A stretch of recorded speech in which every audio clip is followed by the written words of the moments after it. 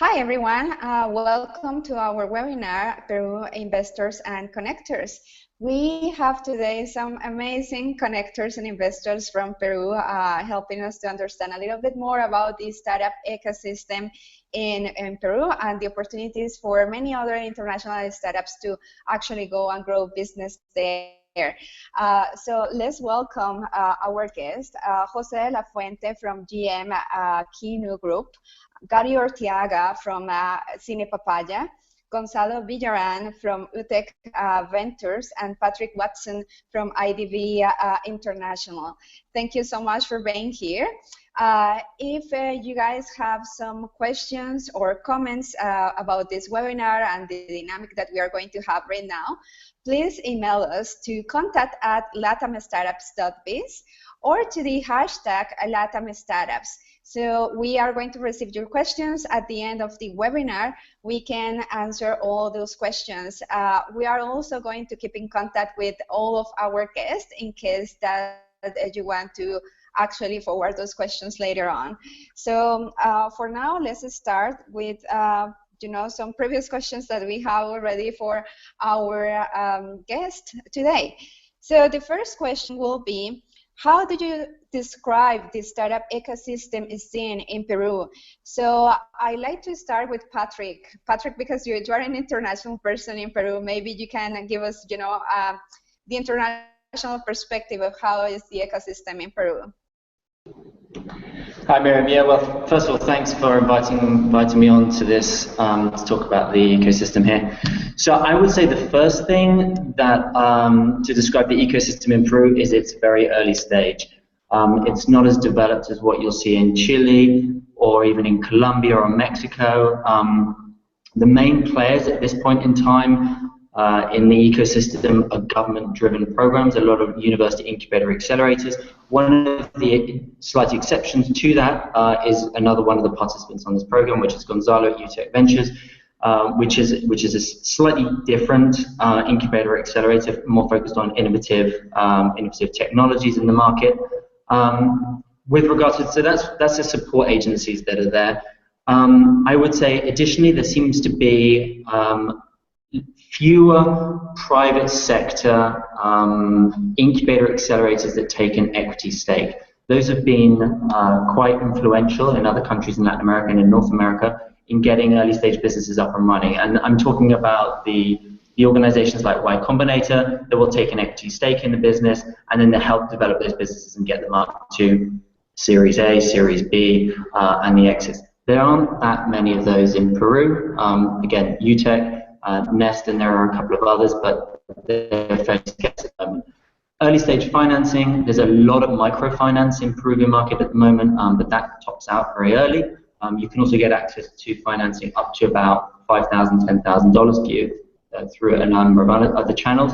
However, the gap between that and around about $500,000, $600,000, $700,000 is a current is a significant gap in the Peruvian market, and I think a lot of businesses reach that very quickly in the Peruvian market. So that's what I would say. Quite early stage on the supports that they'll receive. Lacking financial opportunities, well, financial sources for businesses. But I would say for investors looking to invest in Peru, that is an opportunity in itself. There are a number of businesses here going unfunded. Sounds good. Thank you so much for that introduction, Patrick. Now I would like to ask the same question to Gary. Gary, you are one of the most, good representatives that Peru has internationally. You have a very well-known startup internationally, Cine Papaya. How do you see? Oh, Gary just disconnect. So let's go with Gonzalo. Gonzalo, could you please let us know how is the startup is seen in Peru? You're working for UTEC Ventures right now, but you used to work also with Guaira. Could you please let us know the perspective of your vision of how is the startup ecosystem in Peru? Sure. Thank you for the invitation. So as Patrick said, it is an early stage ecosystem, even though the scene started a few years ago. It's been it has get more forced, let's say, through government initiative called Startup Peru, where they are funding incubators and also funding startups. So that has been a very strong leverage on the ecosystem, and this has come in the last couple of years. So I think we are on the right track to develop a stronger ecosystem, but it is just starting. Like you mentioned, Miriam, I started working with Awaida from Telefonica when they opened their operation here in Lima, in Peru. That was a breakthrough in the ecosystem because I was the first privately funded accelerator, and is a corporate venture initiative by Telefonica, and that really started to put some more interest into the ecosystem. I am now running an accelerator called UTech Ventures that comes out of a engineering university, but we are running the accelerator more like a private accelerator that is similar to what Patrick commented earlier. So we do take a stake in equity in each startup we fund. We also give funding. So and the thing here is that from what I see, I've been working in the ecosystem around 8 years now. I see much better entrepreneurs. The quality of entrepreneurs is growing, the quality of the projects are growing, and what we try to focus on is more on B2B startups, so startups that give services to businesses. We have a strong connection with the corporate world here at UTech, so we're trying to leverage that from our entrepreneurs.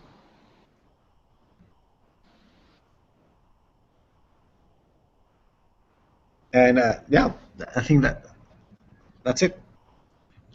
Sounds good, Gonzalo. Thank you so much. Gary, sorry, you disconnected before. Could you please let us know from your perspective, how is the startup ecosystem right now in Peru? Yes. So I think the ecosystem is evolving, and we have a growing number of entrepreneurs and startups participating more actively in various activities in trying to promote their ventures and their companies. I also see that there is a stronger sense of collaboration between institutions, and more institutions from various type of actors also participating in the activity. So now we have more universities being active in incubating and accelerating startups. You have more companies working on innovation and looking for entrepreneurs and startups and try to identify new products and services and collaboration opportunities. We have the government, which is a very active supporter of innovation and entrepreneurship through various programs, both for companies, for entrepreneurs, with a Startup Peru program. Also with companies, they are investing a lot in innovation, in supporting innovation projects with companies and with universities also. So we have a very, I think, an active ecosystem, still a little bit lag behind from other experiences in the region like Chile or Brazil or Colombia. But I think we're catching up, and the overall level of all the actors is increasing. I think that we are still weak on the investment side. We have still not a strong network of angel investors, and we don't have a strong, we don't have at all an active network of venture capitalists.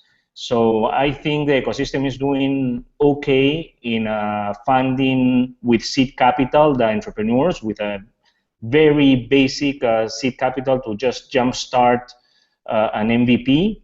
But in order to scale and to grow and to keep on working on the business and the startup, we still need venture capital, and I see we lack that in Peru.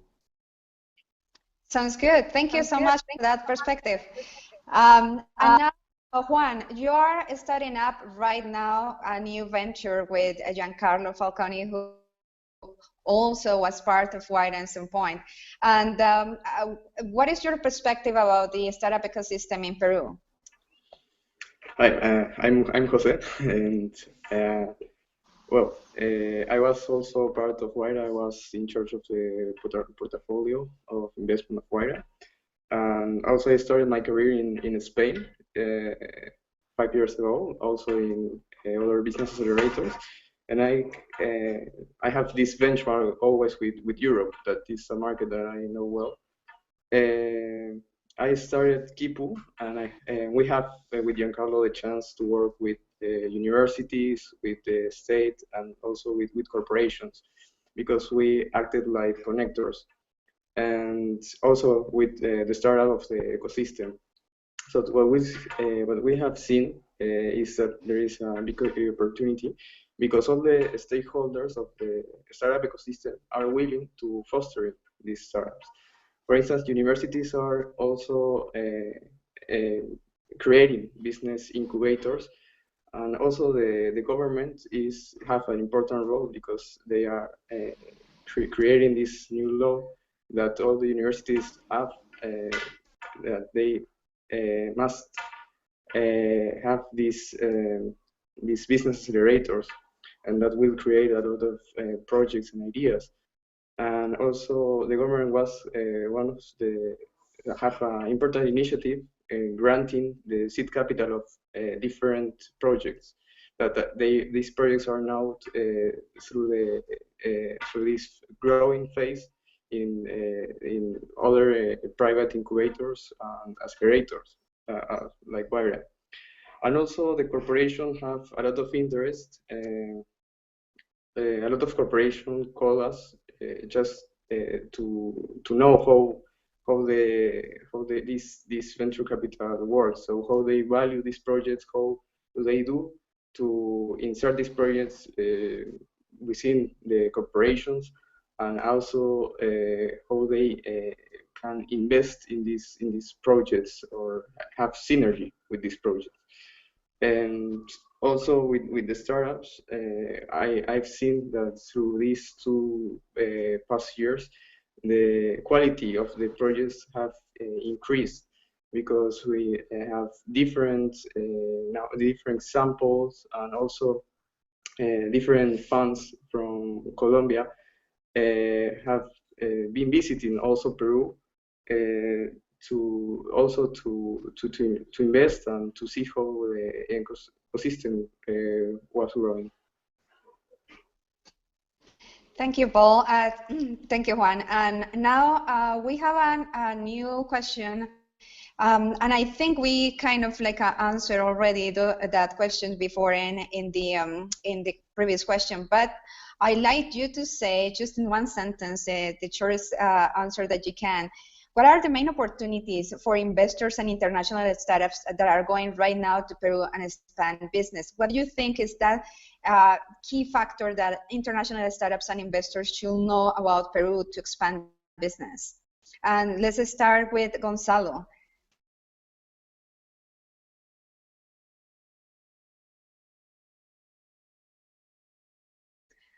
Gonzalo, do you hear me? Are you there? Yeah, I'm here. So from what Gary said and what Patrick mentioned, and I also agree, there's a gap. There's this gap after seed funding from incubators or accelerators or universities or government programs that this first investment, this first seed part of a growing company takes entrepreneurs from ideas to MVPs, and maybe to a product market fit, and maybe to a product that's already selling, has some revenue, and has been tried here in the local market.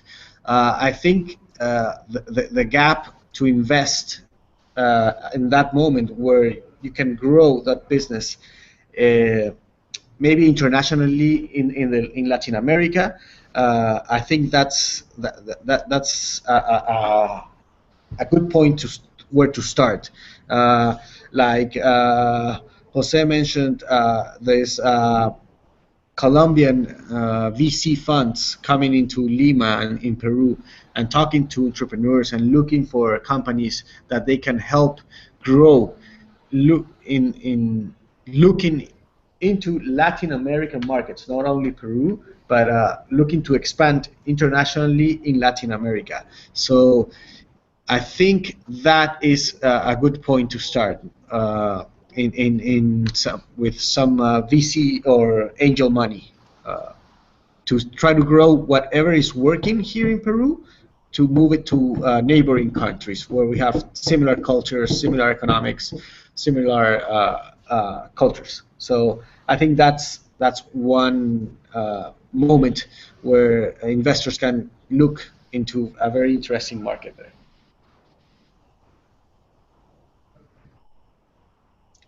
Sounds good, Gonzalo. Thank you so much. For now, the same question is, what do Hello? Do you hear? Now, Gary, in one sentence, what do you think is that key factor that international startups and investors should take a look, the biggest opportunity in Peru? Well, I think Peru has a very stable macroeconomic situation compared to many of the other countries in Latin America. And the outlook for doing business here is actually pretty good. We are on a path of diminished growth, but still more stable than other countries. So I think that is already a good framework to do business. So we have a lot of opportunities in this regard. There's still a lot to be done. So, and there's lack of investment funds. So that in itself, it's a good match. You have the opportunities, and if you have foreign investors and foreign companies and foreign startups interested in putting resources, I think this is a great place where to do it with a more stable environment on how to manage them.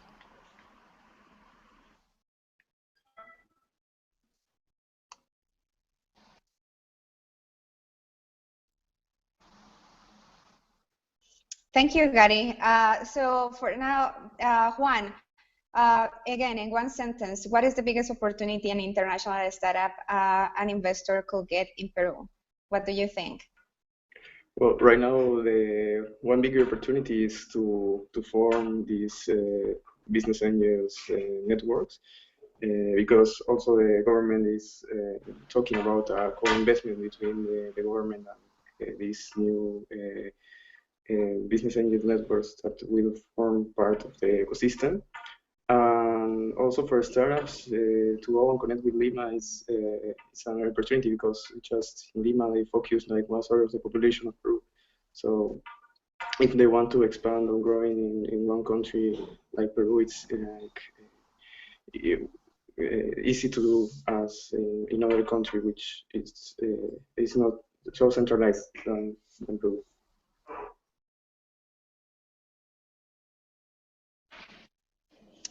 Okay, thank you, Jose. Now, Patrick, as you know, we have the same question for you, but we also like to ask you, what do you think are the main difference between angel investment in North America and compare? Are the main things in common that you could see where synergies could happen? Yeah, so to answer your first question, opportunities for investors and international startups going to Peru, I would first say take advantage of what Peru has. It's not going to be competing with Silicon Valley for tech innovation. It's got Amazonian products, and there are a lot of derivatives coming from the Amazonian products and exotic fruits. Most of those are going out as commodities at the moment, so there's a big market for actually changing those products in country and exporting snacks, drinks, and having that market, quinoa, for example, quinoa products, that market is growing massively in Europe and North America. It's still in its very early stages at the moment, so I think for an investor coming in, or even for a business coming in, that is definitely a very strong and fast-growing opportunity. Second one is fintech, and the reason I say that, because it seems to be bandied around everywhere at the moment, is that the government has recently launched an initiative with the banks to get mobile money platforms built out in Peru. So there are going to be a lot of mobile money licenses being given out over the next couple of years, and that's going to facilitate, one, the rural economy, and two, fintech platforms facilitating businesses to do business in the rural economy. So that's the first question. The second question, angel investment in Peru versus elsewhere.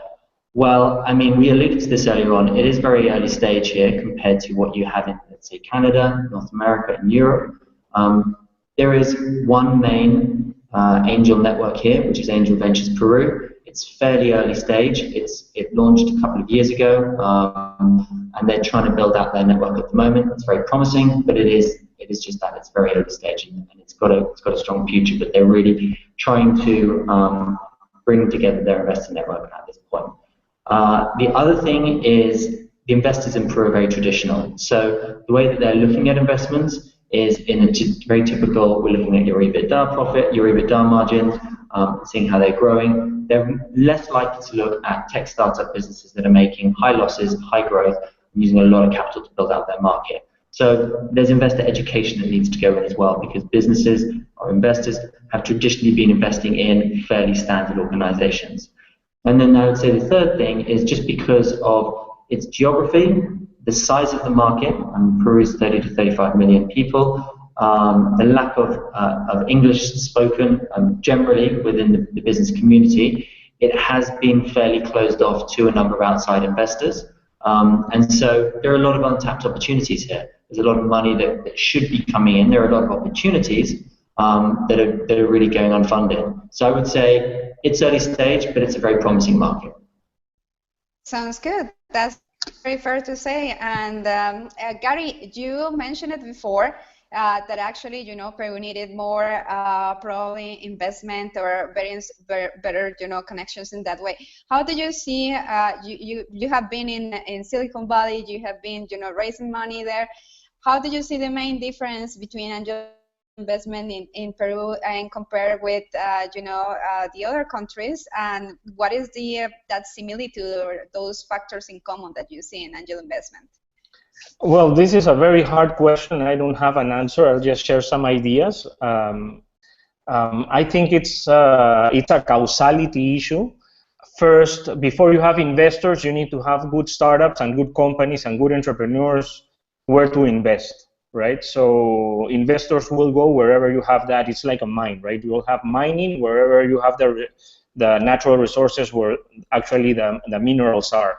It's not the other way around. I don't think if you have an angel investment club and they're ready to invest, but you don't have the entrepreneurs where to do it or the startups where to do it, I don't think that's going to work so well, because they're going to lose their money and then the ecosystem doesn't work. So I think we're on that path where we already start to have some pipeline in terms of at least tech startups where investors can already start putting those first resources into the ecosystem, into the market, and to start having some returns. And but still, from the entrepreneurial side, it's a little bit hard. It's actually very hard. Right now, for example, we're raising money for Cine Papaya, which actually our metrics and our numbers are doing really, really well. And we do not find local investors. We have knocked on the doors of everybody, mostly for like convertible notes, and they're still not very confident about investing locally. And we do have some leads for investors in Colombia, Brazil, many from around the world, but nobody from Peru, and that is really, really like strange. Also, I think for venture capital, it's even stronger, the situation, because we do have, we're working on this Series B, and we have important investors that are already doing the due diligence to invest in our company, but very few from the region of Latin America.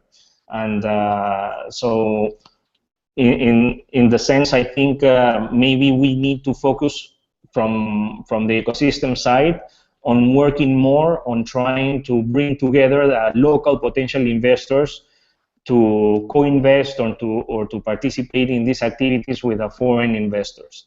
And actually, on March 31st and April 1st, there's going to be a venture capital conference in Peru from the Pacific Alliance. And I think it's going to be a great venue and a great opportunity for actually local potential investors to participate and start losing the fear of this ecosystem. Because our local investors in Peru, they're very comfortable about investing in construction, in retail, in agro industry, fishing, and mining, and all the traditional industries. But still, Quintec, I think it's a little bit scary and new for them. Sounds good, Gary. Yeah, that's a situation that we need to improve for sure in Latin America and hopefully soon in Peru as well. As part of the Pacific Alliance, Peru has a great advantage, being there. So my next question will be actually for Gonzalo. And we'd like to know what kind of solutions startups from Peru are developing these days. What do you say about that, Gonzalo?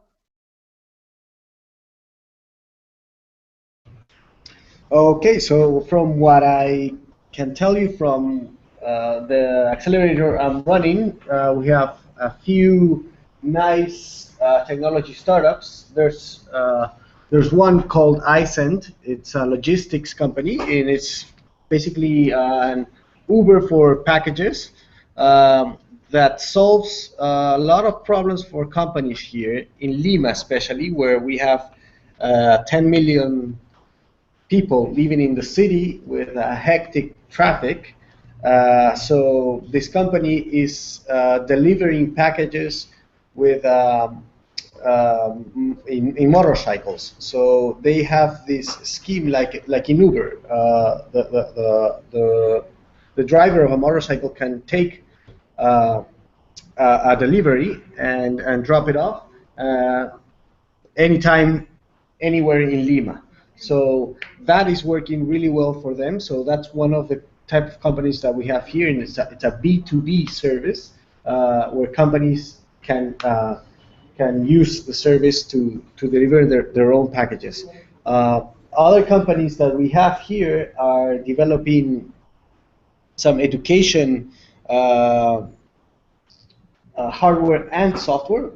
This one is called Toolp, which uses software and hardware integrated into tablets to let children learn math skills. So it's an interactive game. The kids are in with the tablets all day now, and so it helps them transition from the abstract to the concrete in the very early stages of math learning in first and second grade. We have a couple companies doing some social innovation. One is called Café Compadre, where they are letting and giving them the tools and to coffee farmers to be able to roast their own coffee beans with solar energy, which helps them get a better price for the coffee beans. And that is working really well, also trying to sell direct to businesses and also to consumers. Another company that we have here it's called X Shirts. They are selling T-shirts made with Peruvian cotton, very high quality cotton, and they use designers from all over the world in niche markets. So they started first with Apple fans, where they create these designs for people that like Apple, and they sell by subscription. So they sell 6 T-shirts per year to one buyer. All this is done, of course, in a sustainable way, working with a small producers, small groups of people that provide the manufacturing of the T-shirts. So these are the kind of companies that we have right now. We are having a new batch of startups coming in a few weeks. but I'm gonna leave that for maybe the next call. Sounds good. Thank you, Gonzalo, for those insights. And Juan, what do you think are those solutions that are developing right now in Peru, from your perspective? Okay, from my perspective, talking with the good thing is talking with different universities, with different incubators. They are focusing in different cores. For example, bio, sharing economies, farming, industry sector is very, or mostly all the universities put in this sector, in the primary sector of the innovation. Also others like more focus in engineering, they focus in more hard solutions. But there are different industries that they are focusing.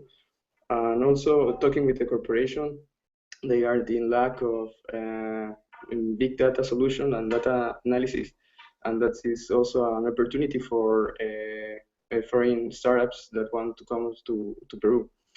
And yep, also different kind of startups are developing also. For example, sharing economy and fintech is two big steps that corporations want, and people here are developing different solutions. Sounds good. Thank you so much. I think we have answered some of the upcoming questions, but I would like to ask you guys, what is the how international startups and investors can connect with the startup ecosystem? What is the best way when they are just starting to research about Peru? How they can connect with Peru in a specific? Gary, could you please start with that question? Well, we have a lot of nice organizations and activities locally in Peru to connect with entrepreneurs and startups. I think one of them is Startup Peru and Innovate Peru program at the Ministry of Production. They're actively organizing activities and presentations, conferences that bring in a lot of the actors of the local ecosystem. So that's a great first step. Also, WIDA, which has been one of the leaders here as an organization and private organization, they're also very open always to receive private, public, academic visitors from around the world, and they do it constantly. They are a great point of entry here in Peru to connect them to the ecosystem. Then you can have the incubators and accelerators at university, also very open. If a foreign actor, investor, angel, or entrepreneur wants to do a meetup or wants to do a presentation, probably universities will be very open to give them space, to give them access to their database, to invite people to participate on whatever they want to say or they want to do.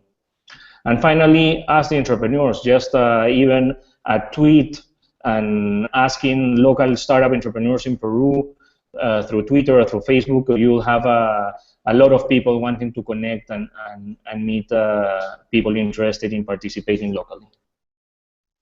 Thank you, Gary. Patrick, what do you have something to say or to add the answer that Gary gave about how to connect with the local startup ecosystem and investors in Peru? Yeah, I mean, I think Gary's answer was pretty comprehensive. Gary's answers kind of covered a lot of information on how you'd actually find what businesses are getting started up. But I think on the investor side, I mean, it's fairly straightforward. There really is only one investor network in Peru at the moment that's getting formed. So Angel Ventures Peru, and they're actively looking for deals in the market. So if you're a foreign investor looking to get involved in Peru, and you're likely going to want to co-invest with a local investor, your best bet is to really start with them as well. Figure out what deals they're looking at. If those deals don't align with your interests or your specialization in a specific sector, then I would also tackle the incubators and accelerators to see if there are any deals out there that network's not covering. Thank you, Patrick. Gonzalo, I will ask you this question. We know that one of the biggest challenge in Peru is actually to get funding for startups. What are the other challenges that you see startups in Peru are facing right now? Well, the funding is important, especially like we said before, the seed funding. I think there's the possibility to get funding from government. So maybe that first part of the funding it's easier to get. The next step towards angel funding, that there's a gap. Uh, but one thing that's happening here is the lack of quality engineers. Uh, there's a few very good engineers. They all have projects. They all have jobs. They all have been hired. They all have been taken by someone. So we're lacking a number of good engineers. We have a few that are very good, but they're kind of taken. So maybe that's one thing that the ecosystem is lacking. So a bigger number of available engineers that can work in startups. I think that's one problem that we're having. Thank you, Gonzalo. And now, Juan, I would like to ask you, besides also the funding part, how do you think, from your perspective, from an entrepreneur's perspective, how do you think the startup ecosystem in Peru can be improved? Okay, a part of the investment which is very necessary, the quality of the developers also. That is a big point that Gonzalo mentioned, and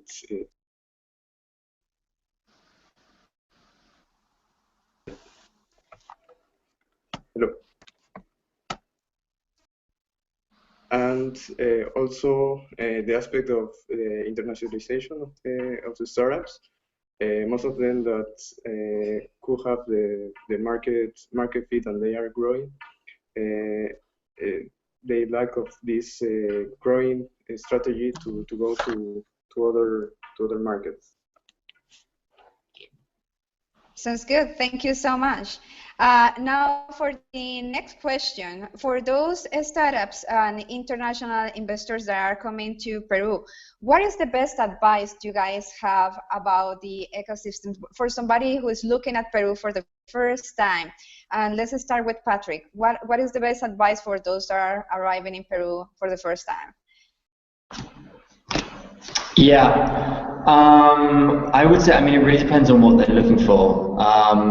If they're looking to start a new product and they're looking to realistically take advantage of what Peru already has, then they need to look at the movements in the market. And as I mentioned, there's a lot of value-added indigenous products that are growing in the market. Additionally, tapping into what Gonzalo said earlier on, logistics, urban issues, transportation, services, the provision of finance. These are all areas that are, they're big gaps in the market and no one's really filling them. I mean, there are a couple of players filling them, but there's a lot more room to be filled as well. So that's a big market opportunity.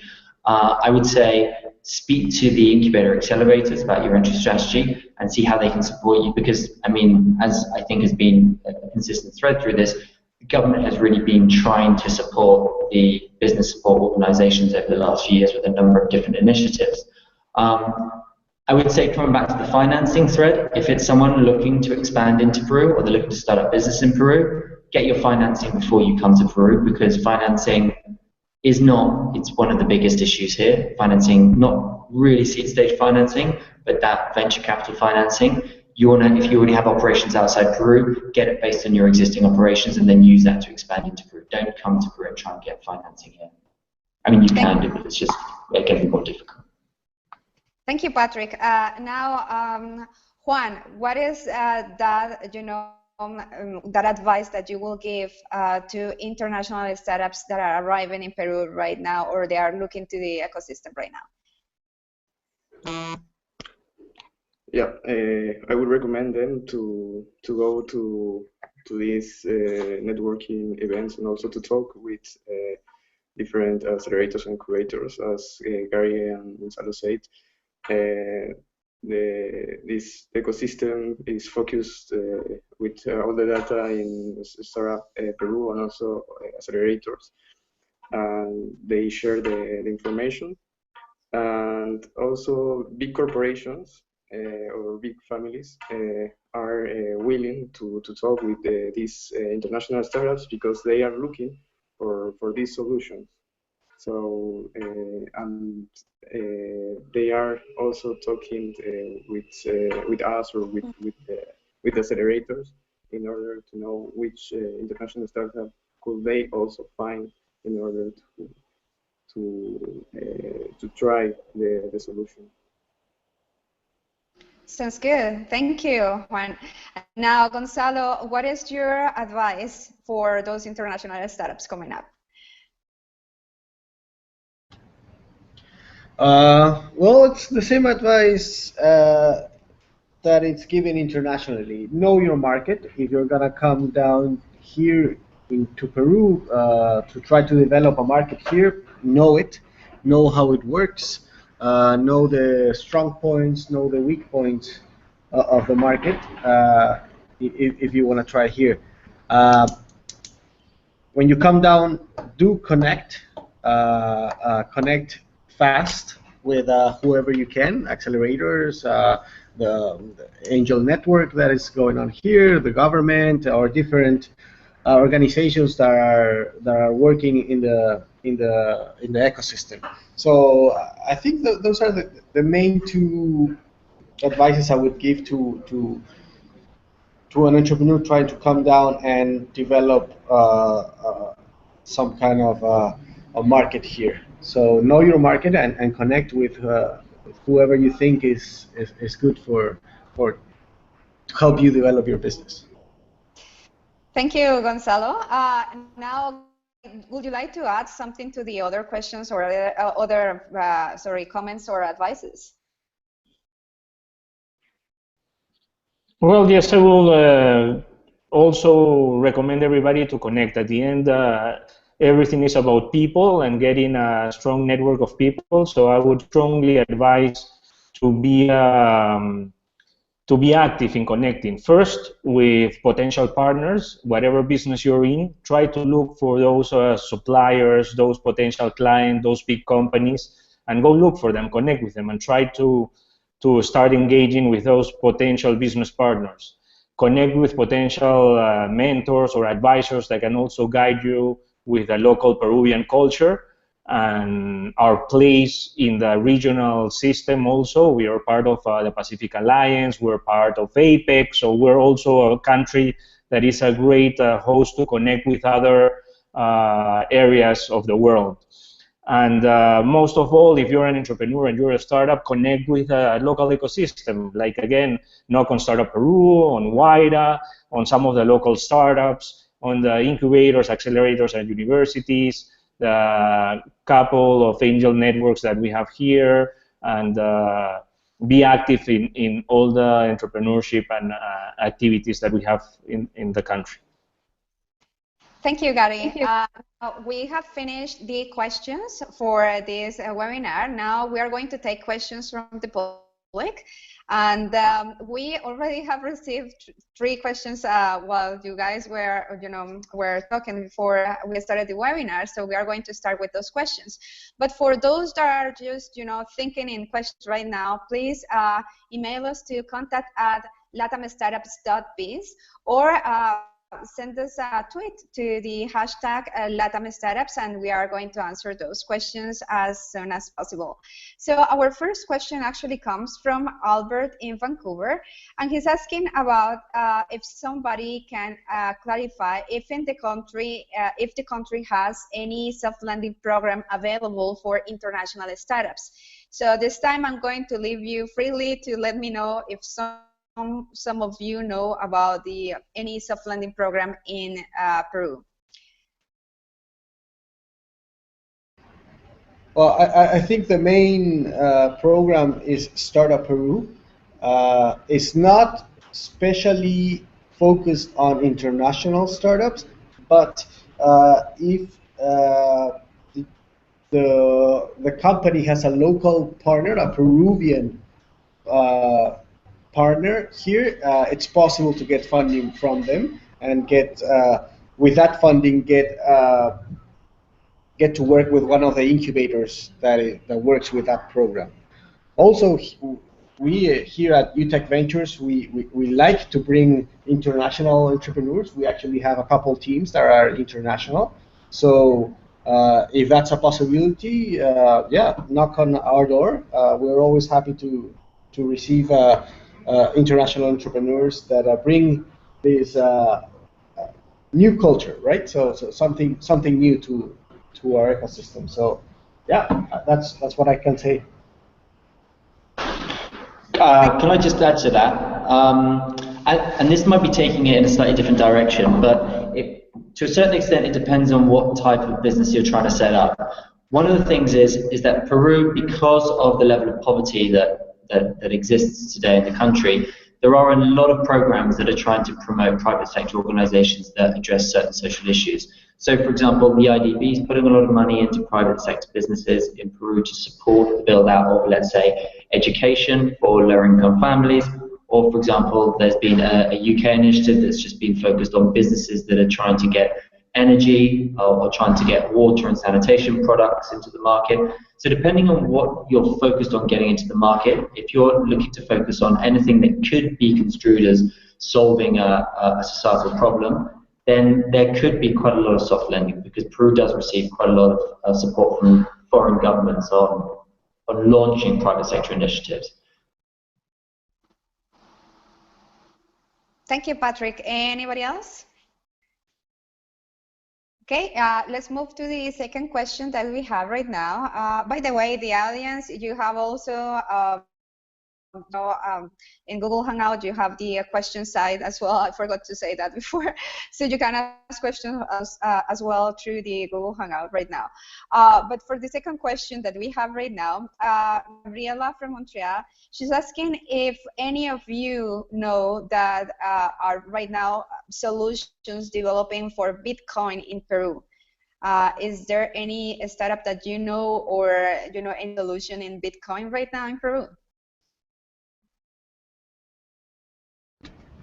Not that I know of for Bitcoins, but there is this new initiative from banks to have electronic money. So all the banks have come together and created this network to have electronic money that pretty much anyone can use here in the country. So I do not know anything, any startup that's working on Bitcoins right now here. Thank you, Gonzalo. Any other?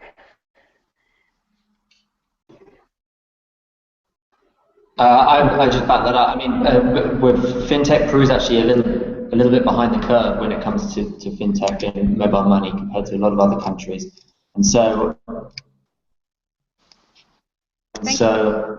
yeah. Am I even on? Sorry. And so, I think with regards to the initiative that Gonzalo was mentioning, that will mean that Bitcoin products will start to penetrate the market in the next 12 to 18 months. But at the moment, I haven't seen any either.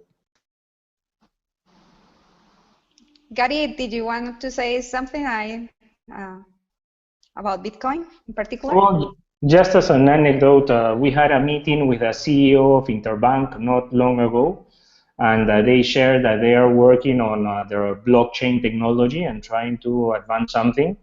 And we shared that in Cinepapaya, we are also working on trying to be one of the first companies that can have a blockchain technology to try to accept Bitcoins as form of payment. But so far, I don't see any other company that has already launched it, but we're working on it. And I think there's some other entrepreneurs trying to work on it. But so far, I haven't seen anything launched. Sounds awesome, Gary. I hope you get Cinepapaya with Bitcoin at some point. Now, we have a third question, and with this question, we are going to finish here. We are going to receive probably more questions later. But this question is from Sam in Ottawa. He's asking, what are the most recommended co-works in Lima or in Peru?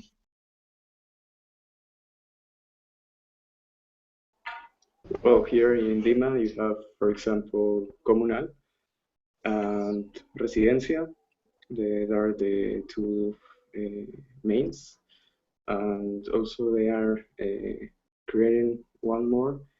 And I know that Telefonica is also working in co-work services, also for startups. Okay, anybody else with any answer about co-work spaces? I think there's also Techstars that you can add to that as well, Lindsay, which is obviously a tech-focused one. But the biggest, I think, is Comunal. Okay, actually, you know, guys, we have a further question that just arrived now, and we're going to finish with that one. Thank you, Julianne, for your question. She says, hello, I'm Julianne from Seed Startups, and we are going to organize a pitch contest in Lima to discover the most promising startups for your ecosystem and connect them with our international network. In order to deliver the best value, we would like to know what kind of events, hackathons, bootcamp, contests, or programs could add value to the startup. I guess the startup is seen. Any of you can answer those questions?